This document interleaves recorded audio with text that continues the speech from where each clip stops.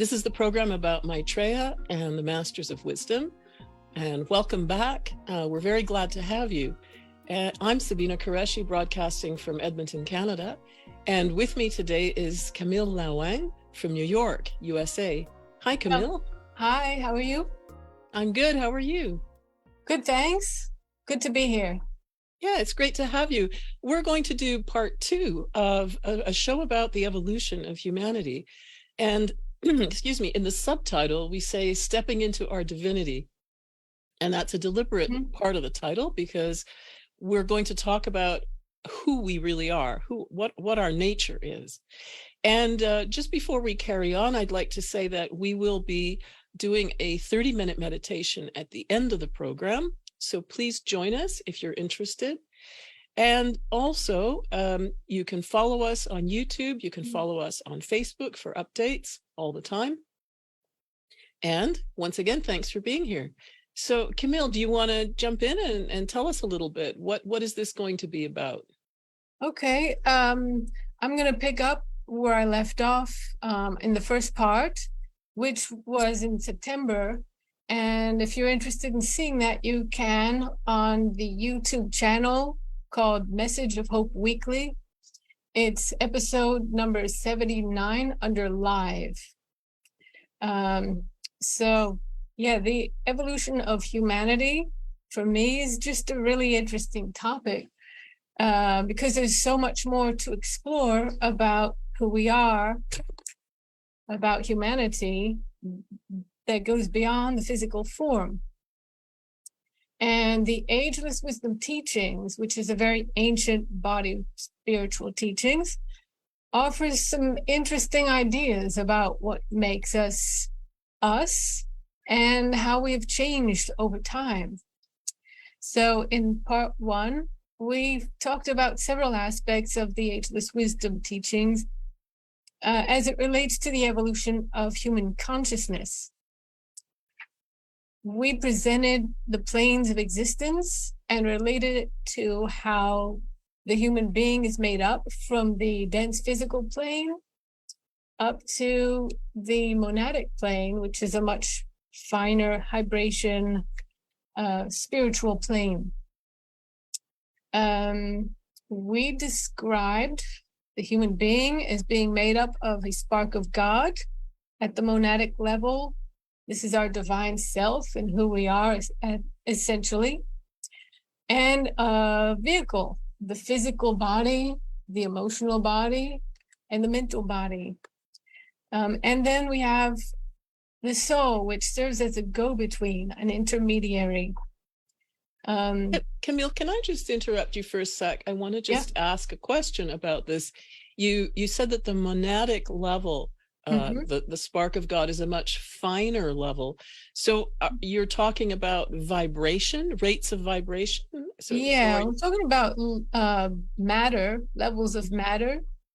The physical plane is the densest level, and it has the matter on that plane vibrates at a lower level than the ones above it. So as you go higher and higher on this chart, the planes of matter vibrate at a higher rate. So they're vibrating faster. Faster, yes. So when you use the word lower and higher, it's not like a value judgment or anything. It's simply talking about a rate of vibration, a speed, in fact, of vibration. Right, yes. And so when you talked about the soul being the intermediary, is that because, and I'm just guessing here, that it would be because if the spark of God on the monadic plane is vibrating at a very fast rate, whereas our vehicles, the physical, emotional, mental body, are vibrating at slower rates. A much different rate, yeah.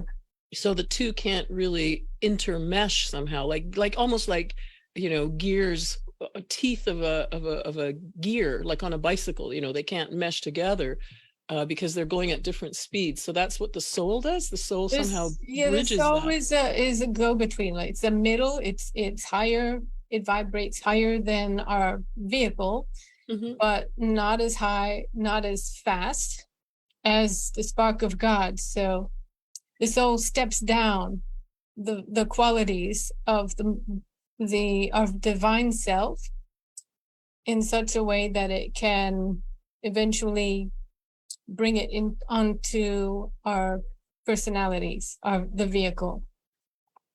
Okay, so in fact, what you're saying here is that we are sparks of God. We actually, Yes, that's who yeah. we are, in fact. Yeah, That okay. that is who we are, essentially. Yeah. We are little gods in the making. Okay. Yeah. So yeah, we explained that.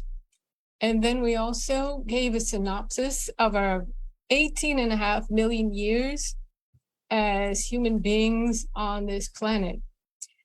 And we described very briefly the root races that marked phases in our collective development. We also talked about the existence of a spiritual kingdom on Earth, and we described the masters of wisdom who make up this kingdom and their qualities. And we talked a little bit about their methods for overseeing our evolution. We concluded last time by describing the process of evolution for us, which entails the soul gradually gaining control over the physical body, then the astral or emotional body, and then mental body.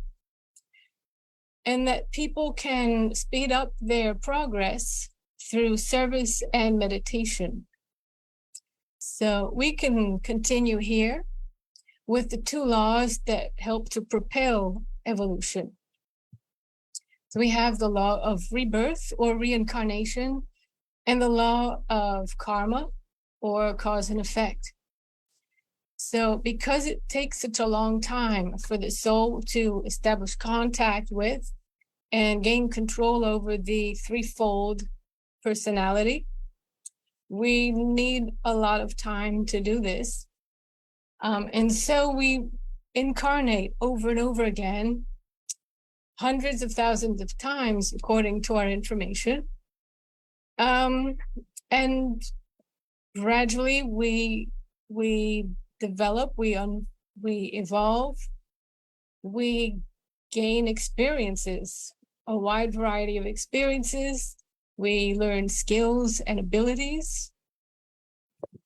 And this, So yeah. sorry, can I ask a question? So when we talk about rebirth or reincarnation and the fact that this happens hundreds of thousands of times, I'm assuming that we will have the opportunity through all of these incarnations to experience a multitude of different types of lives, different types of situations, being different types of people. That's fascinating because our tendency is to identify so much with the person that we are right now. You know, I'm a woman, I'm Canadian, I'm from this place, I'm like this, I'm like that. And yet, according to this information, I've been many, many, many thousands of people over time, over thousands of years. And that it's almost like science fiction. Yeah, I mean, according to this information we all have, and that's how we evolve. We evolve through experiences and doing and participating in life. So we have been other people previously, and we are who we are now because this is where we can. This is the level that we're at, that we need to. This is the life that will provide us with the lessons that would be most beneficial for us to learn at this time. And so what about the law of karma or cause and effect? So yeah, the law of karma works, simply put, for every action that you take, you set into motion a cause, and the causes have effects, and these effects ripple out, and they make up our lives for better or for worse. And because we live all these lives, we develop karmic bonds with people, and sometimes we develop karmic knots with people that need to be worked out. So these two laws work in tandem, and So, we eventually learn to live. We have to live in right relationship with each other. That is the goal. so I'm guessing that this, when you talk about developing bonds of karma with people, is that kind of like that I owe somebody because they did me a good turn, or I did somebody harm, so I owe them to make up to them, and vice versa? Is that what a karmic bond would be? I think so. Yeah, that sounds right. Both. Yeah. According to the masters, we actually make more positive karma than negative. So that's a nice thing to know. Yeah, it is. Mm. Well, and in a way it makes sense, because I would guess that the vast majority of people every single day waking up in the morning want to do better than the day before. I mean, it's kind of built into our nature, this drive to achieve or to do better, to An aspiration. aspiration. Exactly. Yeah. Yeah. Right. Yeah. So with that in mind, yeah, these two laws propel us forward. And we have over 8 billion people alive in the world today. We reached 8 billion sometime in November of last year.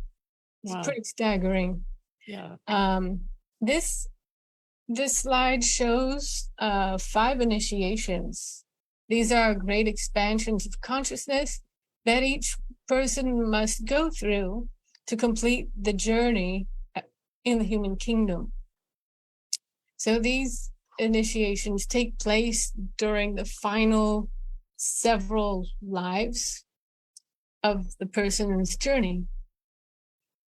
So I'll explain the first initiation. This involves having gained an advanced amount of control over one's physical body, which we developed and perfected over time during the Lemurian root race, our third root race, that lasted for the first 6 million years of our time here on Earth. So this means that the appetites for the body, for eating and drinking, sex, sleep, and rest, these must no longer dominate the person, but must be done in moderation and under control of the soul. So we have approximately 800,000 people who have taken the first initiation. But in addition to that, there are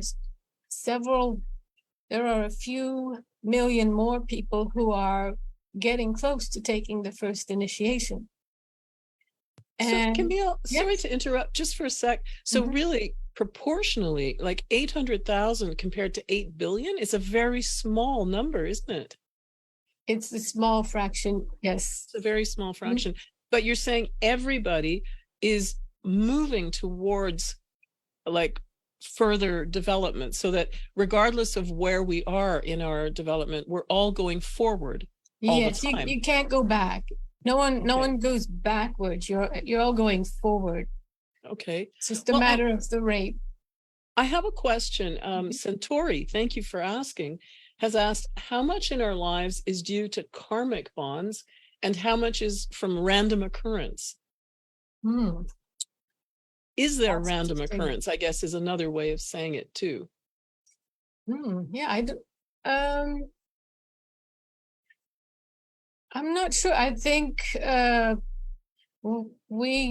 before we incarnate, our soul, decides who our parents are going to be, what lessons we want to learn, and sort of creates certain conditions that would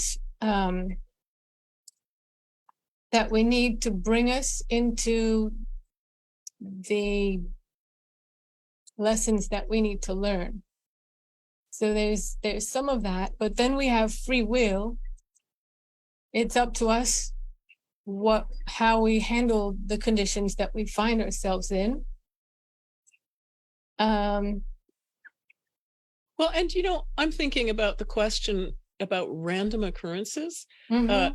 in one way, you know, I remember when people first started talking about climate change and about the way everything's connected.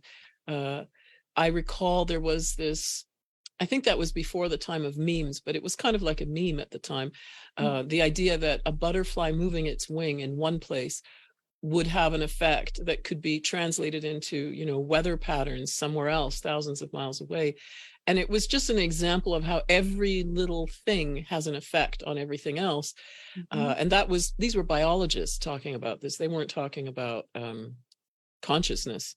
Mm-hmm. But in a way, I think we could translate that idea into looking at everything that happens as the result of choices that are being made by everybody all the time. And in nature also, all the living beings are making choices, though we wouldn't think of it as a choice the way we use the word choice. But Mm-hmm. every little animal or insect is doing something. Yeah. So maybe there are no random occurrences. Maybe everything is the result of Mm. a choice. Yeah, And I was processing the word random. Mhm. And after hearing you talk, I think that, something that may seem random to you may Yeah, not necessarily be random, but may be the outcome of causes that you don't know about. right. Right, and they can be causes through time as well. Like maybe suddenly part of a wall collapses, but it's due to a weakness that's been developing through time, because of how it was constructed, for example, something like that. That's an interesting way to think of it. Yes. But Yeah. I would have to say, I would like to just address the question directly again, Mhm. because I think it's a really interesting one. So the question was, um, how much of what we experience is due to karmic results and how much are random occurrences? My honest answer would be I don't know, uh, because I really don't. But my guess is that there's probably much less of what we consider random. Uh, and maybe there is no such thing as really a random occurrence. But I don't think I know that. And I'm not sure who does, actually. Yeah, maybe the masters would know. They might know. Yeah. But yeah, but that's an interesting question. Yeah, it is. I can understand why someone would wonder that. Yeah. Um, so just to pick up, uh, people who are getting ready for the first initiation, they have to purify their bodies, and so they will choose a vegetarian diet. Meat has a lowering effect on the body, so one can see in the world a lot more people are choosing a vegetarian diet. Yeah, that's true. Yeah. Yeah, and I recall being plagued by I was having a lot of angry reactions a few years ago, and at the time I was eating meat, not often, but I was eating it, and I really struggled with this tendency with anger, and then I thought, what if I just stopped eating meat? Let's see what happens, and it made a huge difference. A really huge difference. So I think there is something to what you're saying, that there's a real effect on our vibration. Hmm. Yeah.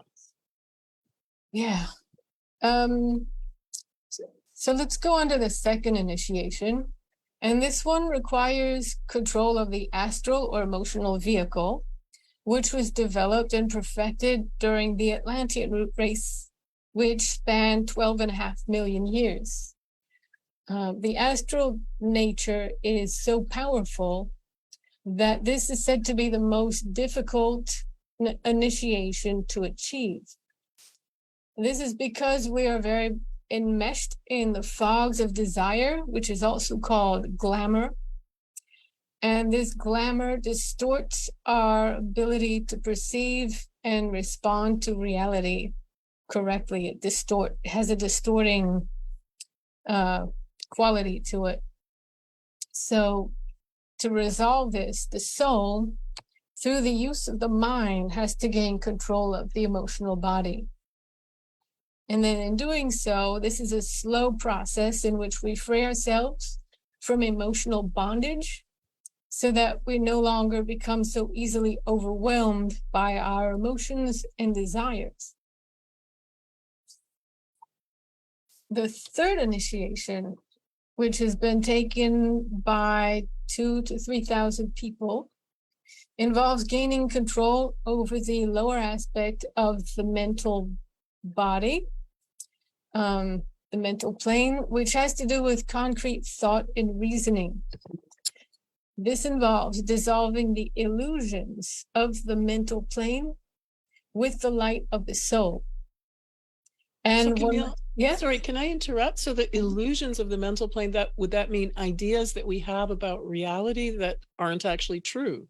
That type of thing? yeah. I mean, if it's pretty easy to observe that one can take themselves down all kinds of, I call them thought tunnels, just streams of thought.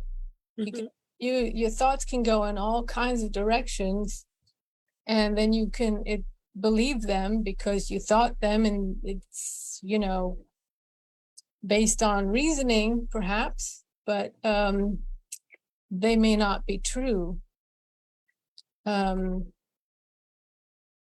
So it's through the light of the soul that can disperse the illusion on the mental plane of these erroneous thoughts.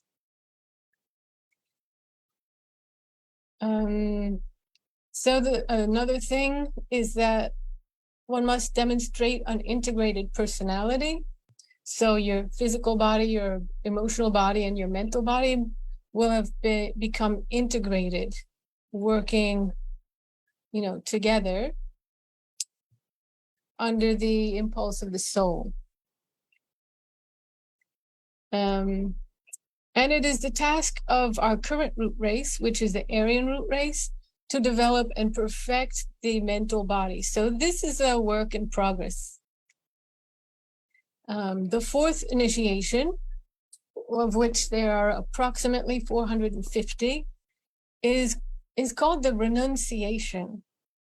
The person who reaches this level has increased the vibration of their body high enough so that the soul is no longer needed.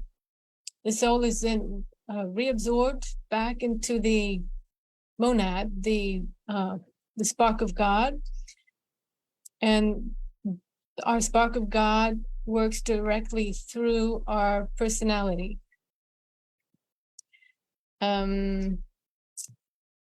And then after that is the fifth initiation. At this point, the person has become completely free from the pull of matter, and they no longer need to incarnate as a human being. They have mastered themselves at all the levels of a human being, and they've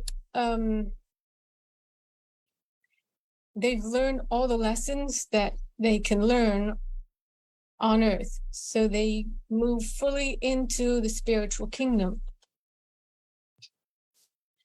Go ahead. Did you have a question? I just wanted, because so a couple of things. One is just my own sort of question / comment. As you talk about these initiations and the ways in which we grow and become free from the pull or the effect of the different bodies on us, I understand there's also a change in the makeup of our bodies themselves. I know I've read this in Benjamin Crumb's books that slowly the atoms in our bodies are replaced by subatomic matter or light. And so literally our bodies are changing over time. And I recall the one concrete type of proportion that he gave was, he said that a person who's taken the fourth initiation has a body that's 3/4 light and 1/4 physical matter. And I think that's really interesting, just to contemplate that as we go through our daily lives, that this process is taking place and we're actually changing, literally on the level of the physical atoms. I feel like that is the gradual moving towards and into the spiritual kingdom, which is, you think of spirit, spiritual kingdom as being light. So you're slowly becoming that. Yeah. And then there's a question from Billy Sevchuk. Thank you, Billy, for asking. And glad to have you. So Billy's asked, will human evolution also have a positive impact on the lives of the rest of the animals on the planet? And if so, in what ways? Yeah, I think so. The human kingdom has a stimulating effect on the animal kingdom, and the animals that are more highly evolved are the ones that have spent the most amount of time around us because of our mental activity, our Right. mental influence is influencing them. And so that's like They're elephants, exposed. camels, dogs, Dogs, cats, yeah, our pets. horses. Yeah. Mm-hmm. Well, and from what you're saying, the way that you're talking about how our mental activity, because we have a quality of mind that animals don't have, that those energies stimulate their evolution. And I understand that their energies stimulate the plant kingdom, and the plant kingdom's energies stimulate the mineral kingdom. So there's a constant flow of this stimulating process going on through all the kingdoms. Yes. Each kingdom grew out of the one below it, but each kingdom is also being stimulated by the one above it. So it's an interesting system. Yeah, it but is. Everything's interrelated. So yeah, the animal kingdom is also evolving as well. Where was I? Oh, did I You're answer talking that about the right? masters, I think. Yeah. So when a person becomes a master, most of them go elsewhere for higher learning, but a certain number of them remain here on Earth to help oversee humanity and the rest of the kingdoms. So the masters are also overseeing the evolution of the animal kingdom and the lower ones. So it's not just the human kingdom. Right. But our relationship to animals will change in the future, become a more beneficial one.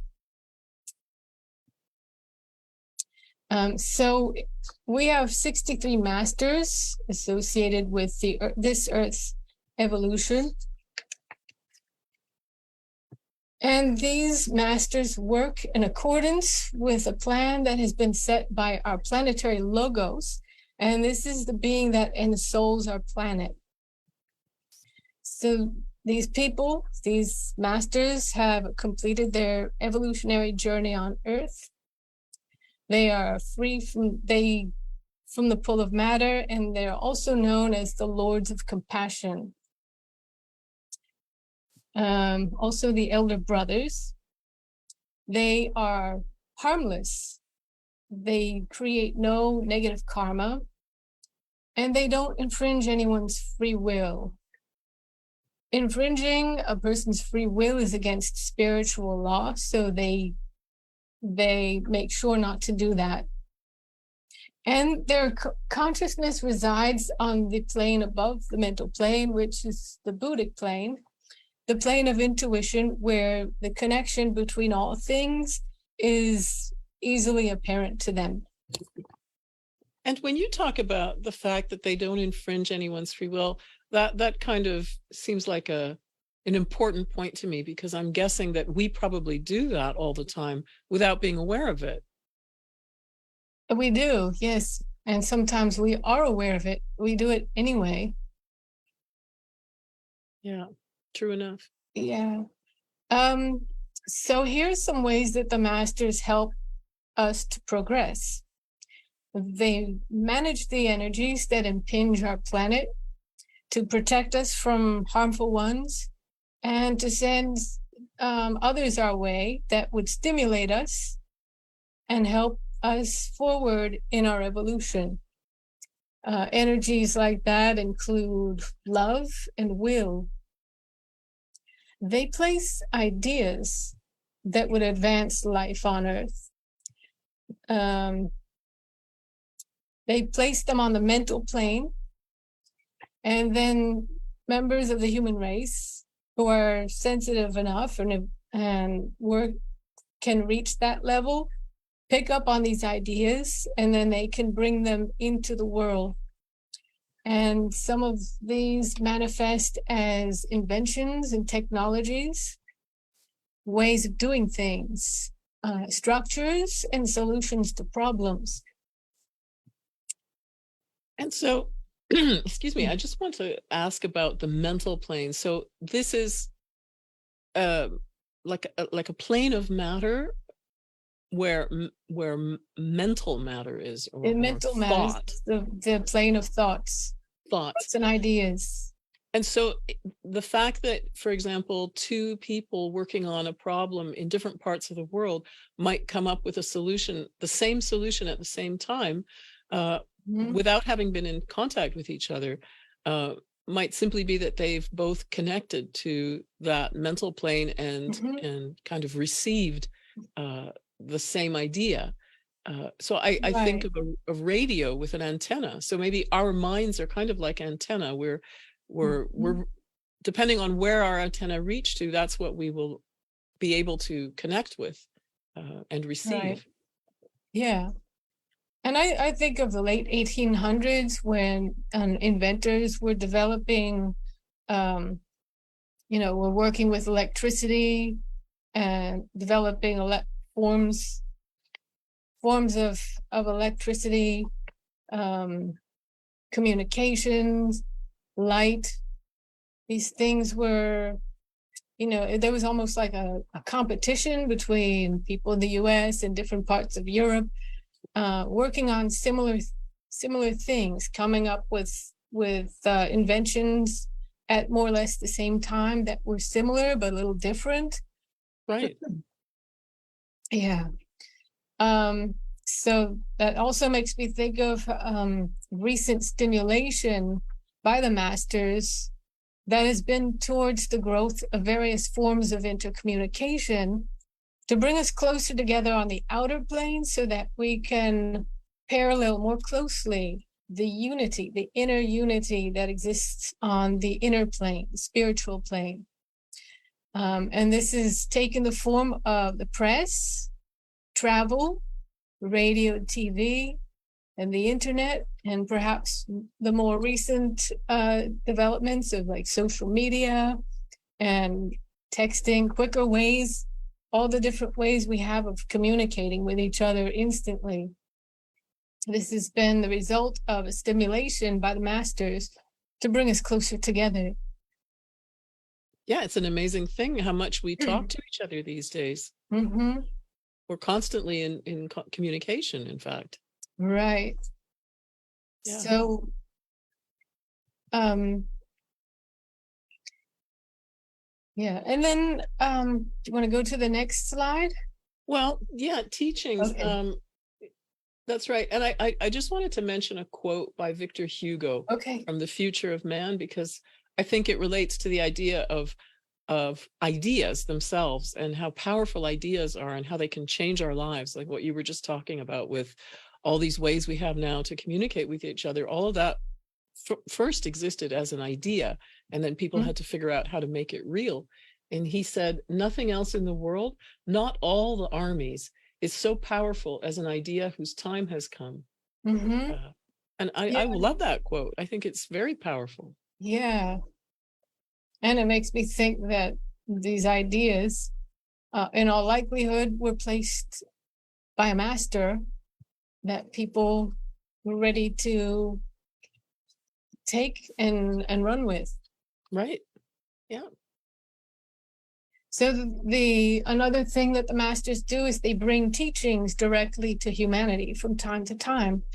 And this is a list of some of the historic figures that brought some important idea or lesson for humanity to absorb and put into practice. A master can come personally, but usually they have worked through a disciple, someone who is a high initiate, a spiritually evolved person. So you're talking really about a relationship between a master as a teacher Yes, and someone else who's a disciple or student of that master. right, right. So for instance, Buddha worked through Mithra and Prince Gautama, and the teachings that these two people brought, they gave rise to religions, Mithraism and Buddhism. The master Maitreya worked through Krishna and Jesus, and Krishna gave rise to Hinduism, if I'm not mistaken, and Jesus gave rise to Christianity, or the teachings of Jesus and Krishna gave rise to the religions that were formed around those teachings. And then when Jesus became a master, he in turn worked through the disciple Muhammad, and the religion of Islam was created around those teachings. So, and as you point out here, Jesus first was a disciple or student of Maitreya, and then later became a master himself. So I'm guessing, for example, all of these people right now that we're looking at on the screen, all these disciples, Mithra, Prince Gautama, Krishna, Jesus, and Muhammad, they must all be masters by now. Yeah. Yes. Yeah, that's neat. So these teachers come when humanity is in crisis. They would come when humanity is ready for new teachings. And they will also come during transitions between ages, cosmic ages. And we are living in a time right now when all three of these conditions are in place. Firstly, we are certainly experiencing a series of overlapping crises. We have climate change. We have a pandemic that is still ongoing. There's the rise of fascism around the world, war, violence, refugees, huge and increasing wealth disparities, racial injustice, and all other forms of injustice. The world is rife with these problems. Benjamin Krem, who is the source of our information, described it very well in this quote. He said, "We are experiencing a spiritual crisis that is focused through the political and economic fields. That spiritual crisis can only be resolved by the resolution of our political and economic problems, which are based in a false sense of separation. If we would evolve, develop as a race, we must realize our oneness, that we are brothers and sisters of one family under the one divine source and identical with that source." That's a very powerful message. Yeah. The second condition is that the masters know humanity is ready for new teachings.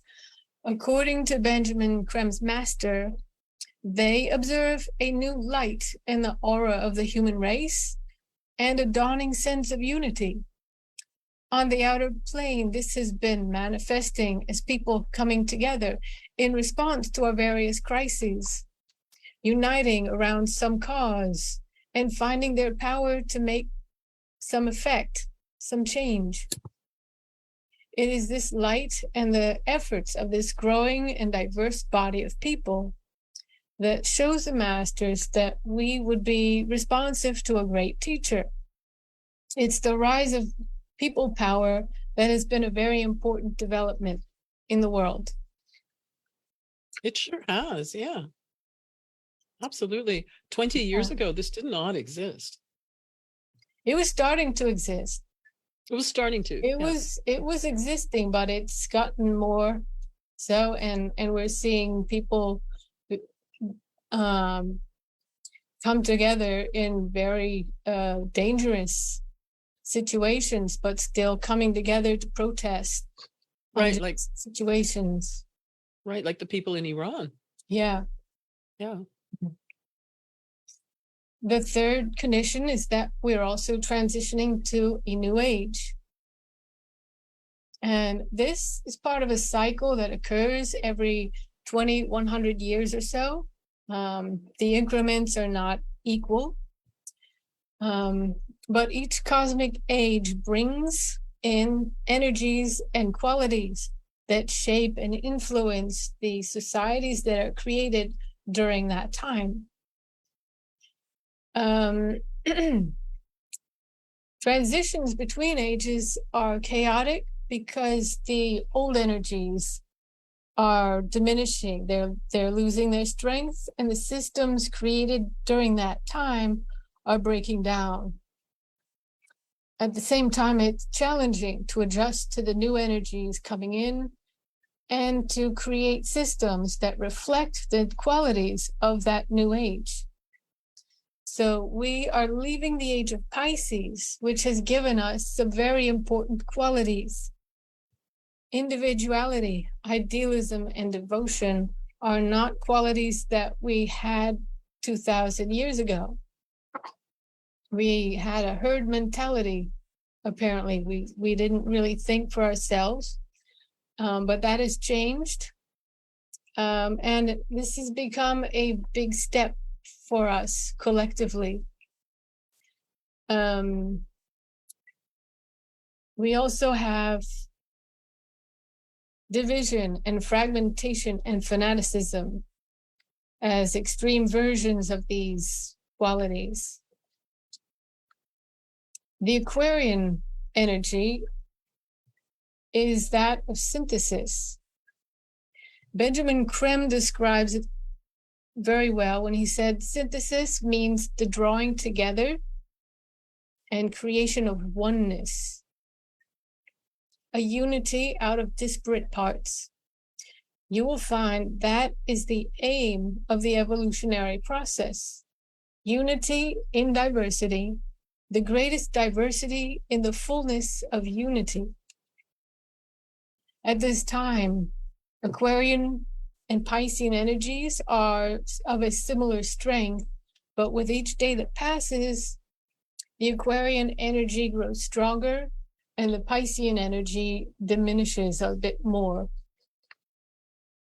So what we're experiencing now are the mounting tensions brought about by our spiritual crisis that is focused through the political and the economic realms, and the tension due to the split between people who are responding to the new Aquarian energies and those who are holding on to the old Piscean ways. If we were left on our own to deal with this dilemma, it is questionable whether we would be able to resolve this dilemma and figure out the needed Aquarian structures within the short amount of time that we need them. But fortunately, we have a great teacher that has been emerging into the world to give us inspiration and guidance. This time it is Maitreya, and he's coming personally. And he's not coming alone, but he's bringing a group of masters who will also emerge and live amongst humanity. And this has not happened in 98,000 years. Maitreya is the head of the spiritual kingdom and the master of the masters. And as the head, he fills the position of world teacher and Christ. This means that he embodies the Christ principle, which is the energy of love. This love streams forth from him continuously, unconditionally to everyone on the planet. That actually seems amazing to me, just to imagine that. So whether I'm aware of it or not, that love is streaming forth to me right now, all the time. All the time, all of us, unconditionally, no matter what we've been or what we've done. Um, yeah. Amazing. Yeah. Maitreya fulfills the expectations that the major religions have for the return of a great teacher, each one having a different name. So the Christians expect the Christ, the Jews expect the Messiah, the Muslims expect the Imam Mahdi, the Hindus expect the return of Krishna or Kalki avatar, and the Buddhists expect the fifth Buddha or Maitreya Buddha. Maitreya is here for these people of all religions and of no religions. He's also not here to found a new religion, but simply as a teacher in the broadest sense of the word. Maitreya is deeply attuned to the state of humanity at all times. He experiences, on the one hand, the joy that is everyone's birthright, and at the same time, suffering that people experience, especially the poorest and the people who are starving, millions of starving people. Yeah, and we're having famines now. Yeah. Mm-hmm. We have a chart that shows this.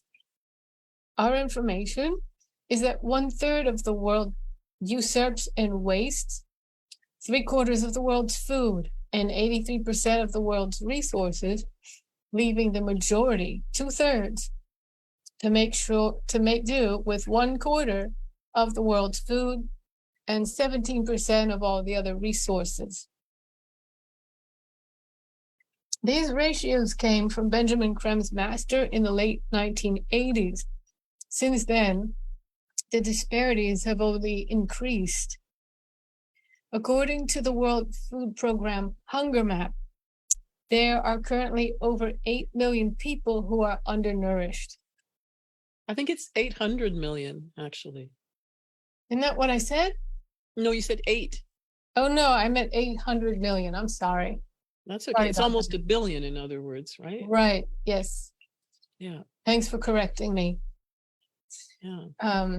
Maitreya has said about this situation that throughout the world, there are men, women, and little children who have not even the essentials to stay alive. They crowd the cities of many of the poorest countries in the world. This crime fills me with shame. My brothers, how can you watch these people die before your eyes and call yourselves men? My plan is to save these, my little ones, from certain starvation and needless death. Maitreya has also said, I come to show you the way forward into a simpler, saner, happier life.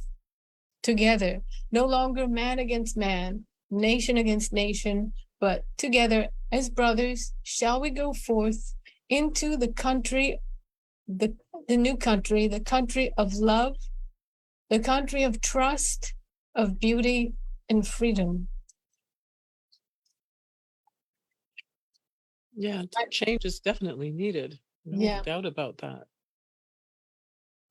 Maitreya's priorities include correct food, clean water, shelter, education, and health care for all people. There's currently no place on earth where all of these are available and regarded as a natural human right. You have to be able to afford these things.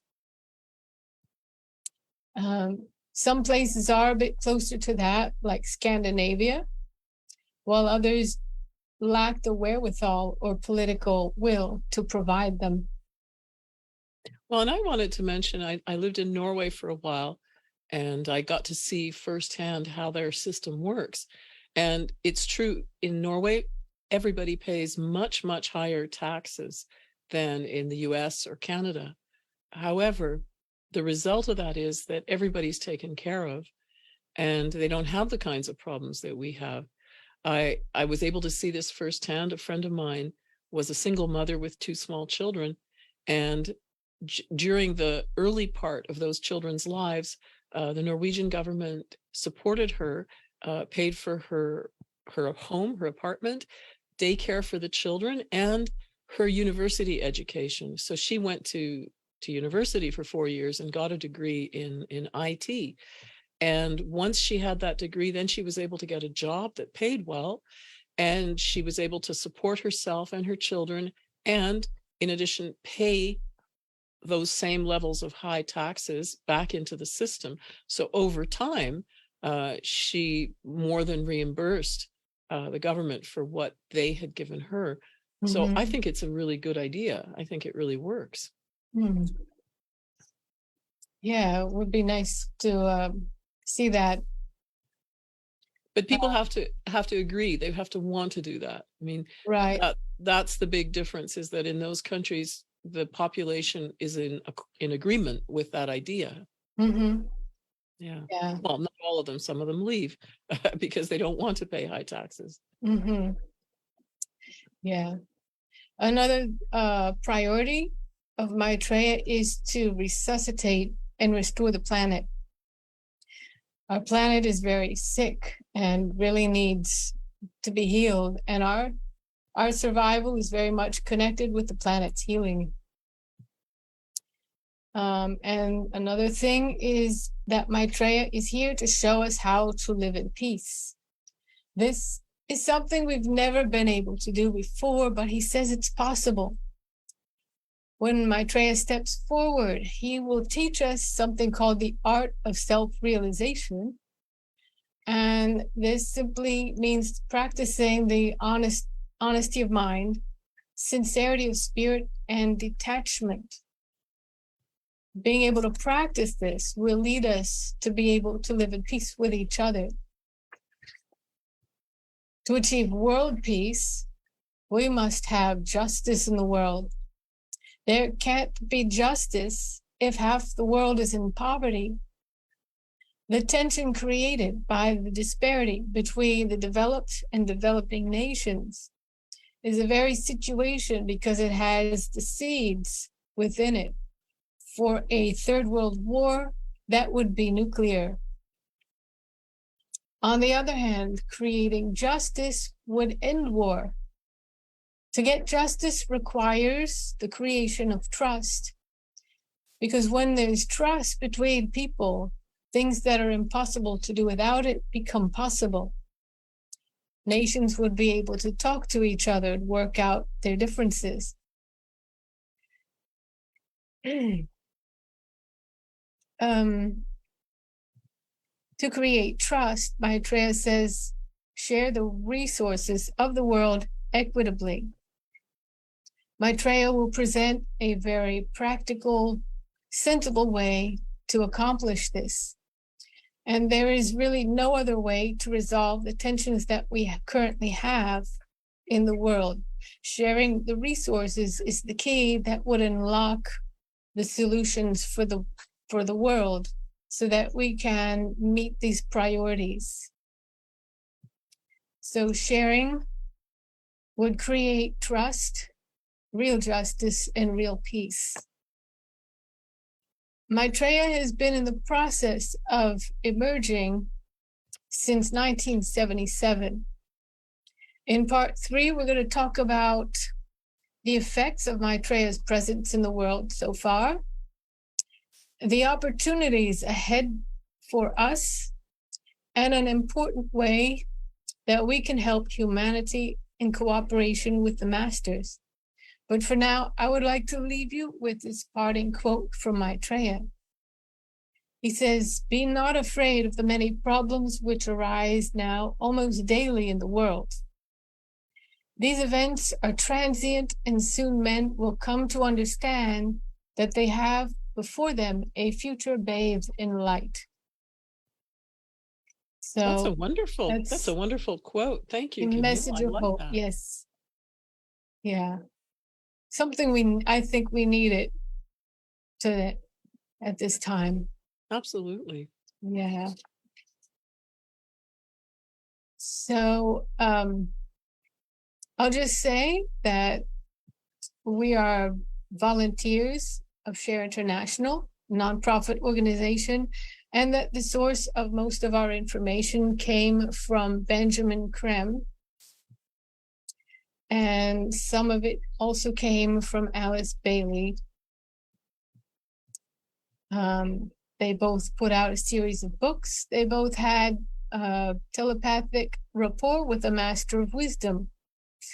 If you're interested in more information about what we have presented, there are some resources. We have a website, we have a YouTube channel, and we have a website where you could purchase books, and 4 of them can be gotten as free downloads. We also have a magazine that comes out 10 times a year, and you can find that on the same website. Wow, thank you, Camille. That was really wonderful and very complete. It was You're great. welcome. I'm glad I had the chance to be here and to talk to you about this. And we look forward to part 3.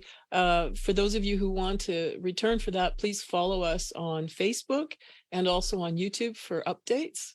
Okay. And so, yeah. Are there Now, questions? Do we want to answer questions, or there might well be some new ones. Let me check in the chat. I see a hand raised. Yeah. Pasha Sharif has a question. Can you write it in the chat, please?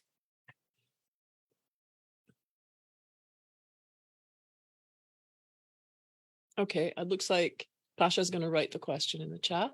Okay.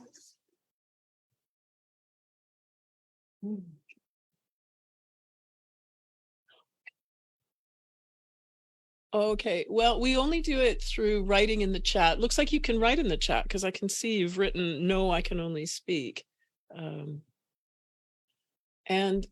so how can somebody follow us on Facebook? If you like Share International Canada's Facebook page, I think that way you'll be following the page.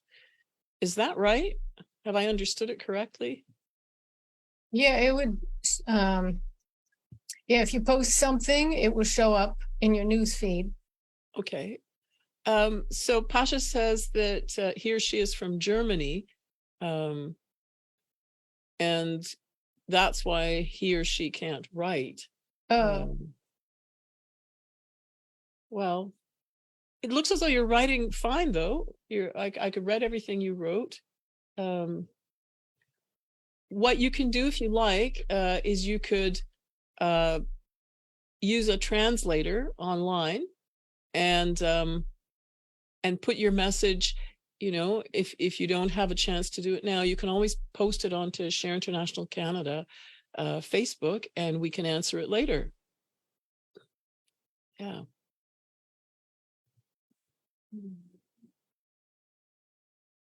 So it looks as though we're going to go on to meditation now. For those of you who'd like to continue doing that with us, we're trying a new format this time. We will continue the meditation for those who are with us on the Zoom platform. And I will start by saying the great invocation so we can all join in. And then we'll discontinue the Facebook part of it, and we'll continue with Zoom. So Camille, thanks for being here today. I understand you're not going to join us for the meditation, right? No, I got pets in my room. Right. Okay, well, thanks again, and we'll see you next time. Yes, I'll be glad to do it. And thanks for having me. Right. And please register on Zoom if you're interested in meditating with us today. There's a link in the chat, so you can do that. If you're on Facebook right now and you'd like to continue to meditate along with us, that would be great. And I'm going to simply go on to describe a little bit about transmission meditation for those who'd like to continue with us. So I'll go ahead and do that. It's a very simple meditation that is done in groups of 3 people or more. It's not a solo meditation, and the format is extremely simple. We begin by saying a mantra called the Great Invocation. We say it aloud together in unison. And once we've said it, we put our attention here on our forehead at the ajna center between the eyebrows. And if you've never done this before, you can just touch this spot with your finger to feel what that feels like from the inside of your head. And once you've felt it, then you simply return your attention to that spot whenever you notice that it has gone away. As long as your attention is centered here on this spot, you are in the meditation. And the way to help yourself bring your attention back is by sounding Om mentally, not with your voice, because you don't want to ground it on the physical plane, but in your mind. And that's how you can connect to the meditation if you disconnect, which happens to most of us. It's fairly common. And the next part is simply to explain that there are a few cautions. If you have a pacemaker or serious heart problems, you shouldn't do this meditation because the energies are fairly strong. Also, if you have any emotional or psychological imbalances, it's best not to. And also if you're younger than 12, because your chakras haven't stabilized yet. This meditation is something that is done in conjunction with the masters of wisdom, who help us by sending energies, spiritual energies, through our chakras. And we benefit from that, but actually we're helping them in a very great work that they do, which is to make those energies available to humanity. And so why is our presence a help? It's because since we are in physical bodies, which are vibrating at a lower rate, as those energies pass through our chakras, they automatically get lowered to a lower frequency. And once they're on that lower frequency, they can be absorbed by the mass of people. And so in this way, we help the masters by making those energies available. Whereas if the masters just send the energies as they are out into the world, most people can't absorb them, so they aren't actually able to help. And the other thing is simply that we are doing this, as you know, because you're here with us today. We're doing it over Zoom. In the past, people used to meet in person, in someone's home, in a bookstore, but now we do it like this. And there are links in the chat for regular weekly meditations using Zoom. So you're more than welcome to join and to connect with any of these groups. And so I guess the next thing is simply to begin. I'm going to say the Great Invocation aloud, and please join me, everybody, and we'll say it together, although I won't hear you, but I'll know that you're saying it. And once we've said the Great Invocation, then we'll sit and hold our attention on the Ajna Center and meditate for half an hour. And that's really the whole of it.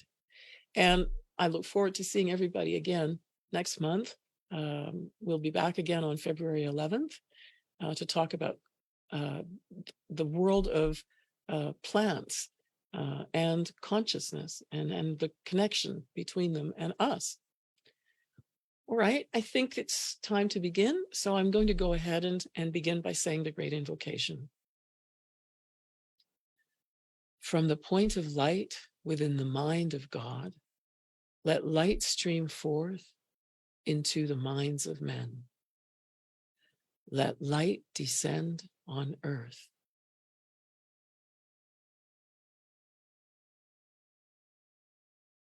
From the point of love within the heart of God, let love stream forth into the hearts of men. May Christ return to earth. From the center, where the will of God is known, let purpose guide the little wills of men, the purpose which the masters know and serve. From the center, which we call the race of men, let the plan of love and light work out, and may it seal the door where evil dwells. Let light and love and power restore the plan on earth.